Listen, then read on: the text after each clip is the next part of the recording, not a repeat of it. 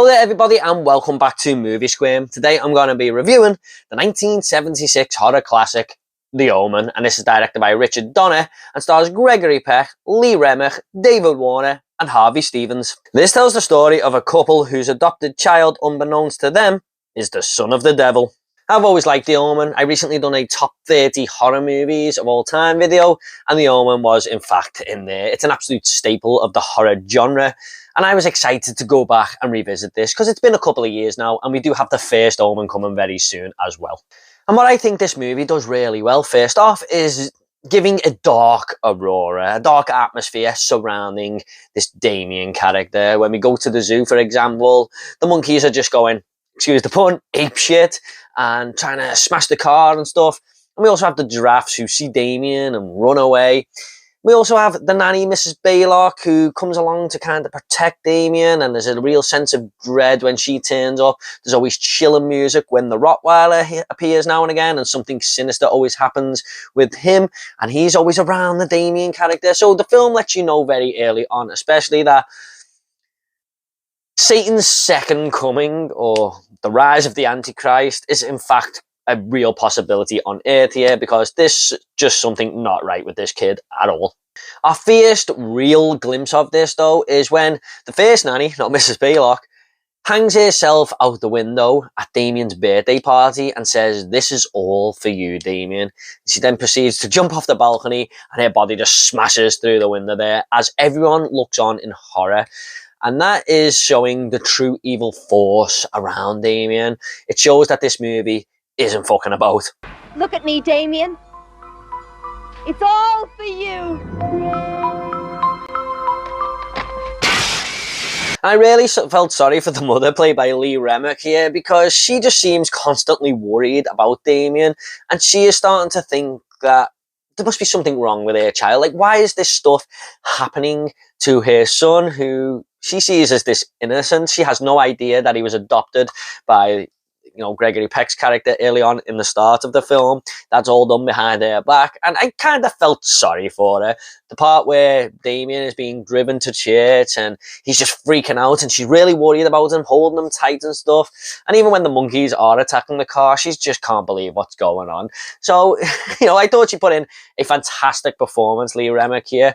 But that part where the nanny hangs herself at the party there, that look on her face is absolute priceless. I mean, that is a horror image that I just associate this movie with. I remember I had this horror movie book before I'd seen the movie when I was a kid, and that was the image that was on the page when I was reading about The Omen. I always wonder what she was looking at there, but it is, one of them looks of shock and horror, and I imagine the audience in the 70s felt like this when that moment happened as well, or basically had their hands over their mouth and couldn't believe what they were seeing. I can imagine that being a real hard-hitting moment back then. But I also think the whole cast does a great job here. Gregory Peck just eases through this film. He's an elite actor by this point. I believe he retired and then came back for this movie. We also have David Warner, who is just fantastic in everything you see him in, and this is another solid performance in the bag for him.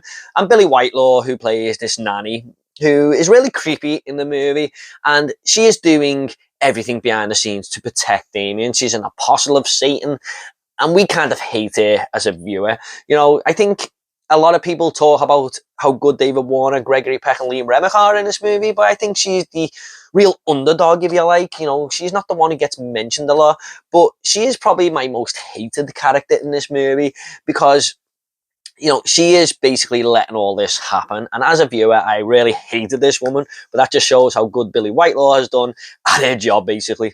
I think they really picked the right kid to play Damien in this movie. No disrespect to Harvey Stephens or anything like that, but he does kind of have this evil glint in his eyes, especially when he kind of smiles at one point in the movie. I'll talk about it more in a minute at the end.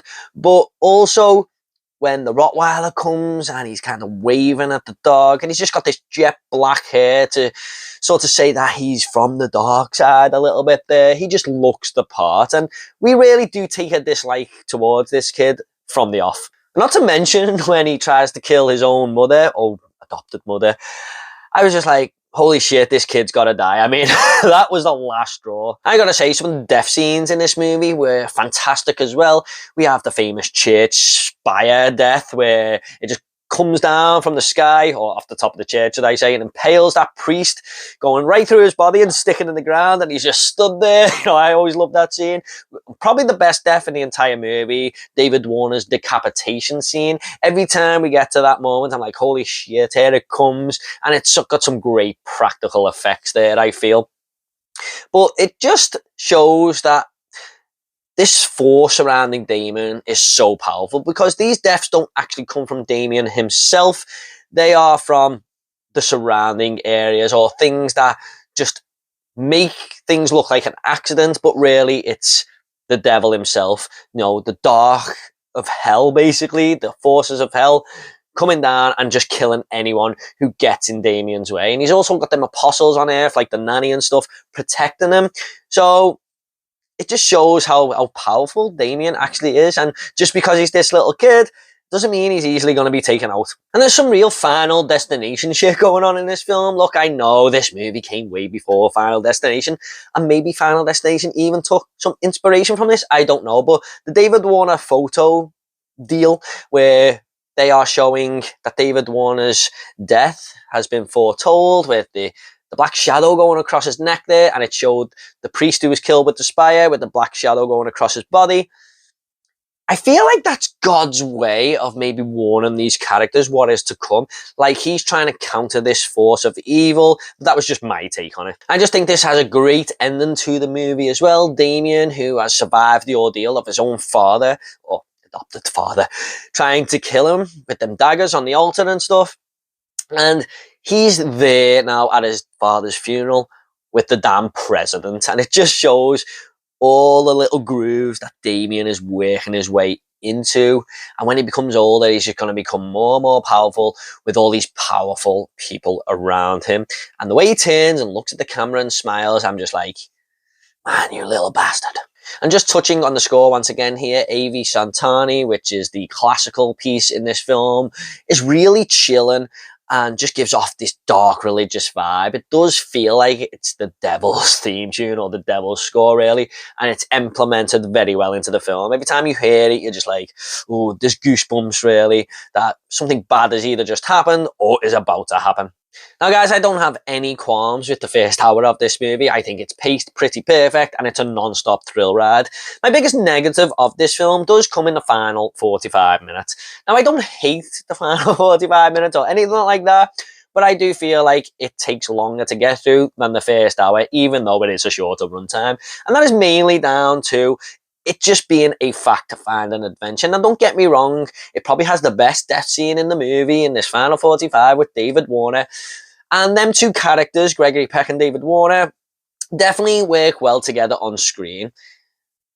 But I just feel like we are learning one thing after another. I'm like, okay, I kind of get it now. And then it'll go on to learn the next thing. Like, we have Damien was, his mother was a jackal, and then we have the learning of the 666 sign that is in Damien's hair. And then we also find out that Gregory Peck's child was actually killed. And I just like, yeah, okay, I get it. Can we just kind of get on with how the rest of the film was? Now, I know not everyone will agree with this, and lots of people will probably love the second half of the movie.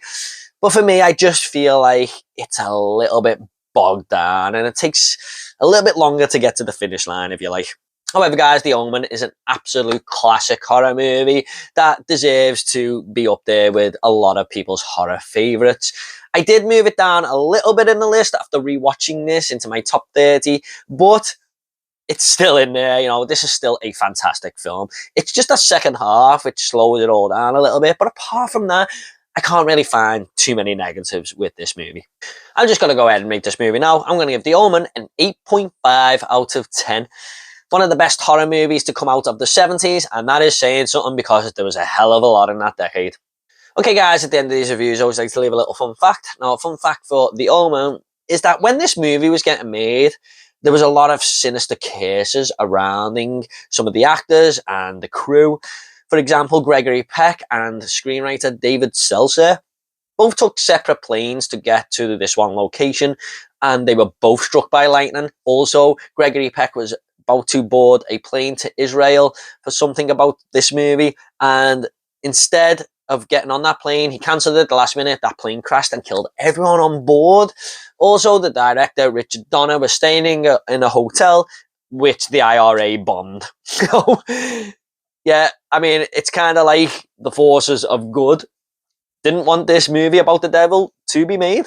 Okay guys, I hope you all enjoyed this review. Don't forget to give this video a like and subscribe to this channel if horror is your sort of thing. What did you think of The Omen? Are you a fan? Are you not a fan? Do you agree with the pacing is a little bit slow in the second half, or do you love the second half? Let me know down in the comments and I'll get back to you all, I promise. Thanks so much guys, you take care, and I'll see you on the next video.